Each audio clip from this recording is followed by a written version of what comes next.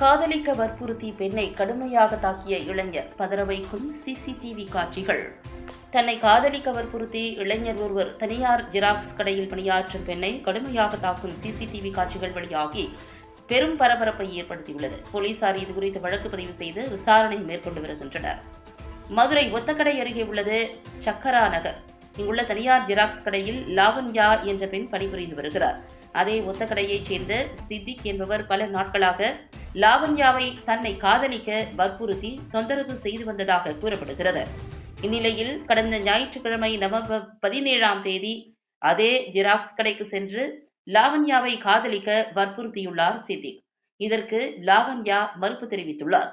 ஒரு கட்டத்தில் வாக்குவாதம் முற்றி சித்திக் லாவண்யாவை கொடுமையாக தாக்கினார். இந்த தாக்குதலால் நிலை குலைந்த லாவண்யா மயக்கமடைந்து கீழே விழுந்தார். அவரை அக்கம் பக்கத்தில் இருந்தவர்கள் மீட்டு மதுரை அரசு ராஜாஜி மருத்துவமனைக்கு சிகிச்சைக்காக கொண்டு சென்றனர். இச்சம்பவம் குறித்து ஒத்தக்கடை போலீசார் வழக்கு பதிவு செய்து விசாரணை மேற்கொண்டு வருகின்றனர். பாதிக்கப்பட்ட பெண் தற்போது நலமாக இருப்பதாகவும் தாக்கிய இளைஞர் தலைமறைவாகிவிட்டதால் அவரை தீவிரமாக தேடி வருவதாக காவல்துறை தரப்பில் தெரிவிக்கப்பட்டுள்ளது. காதலிக்க மறுத்த பெண்ணை இளைஞர் சரமாரியாக தாக்கும் இந்த சிசிடிவி காட்சிகள் வெளியாகி தற்போது பெரும் பரபரப்பை ஏற்படுத்தியுள்ளது. மேலும் ஒத்தக்கடை பகுதியில் பட்ட பகலில் நடைபெற்ற இந்த சம்பவம் பொதுமக்கள் இடையே அச்சத்தை ஏற்படுத்தியுள்ளது.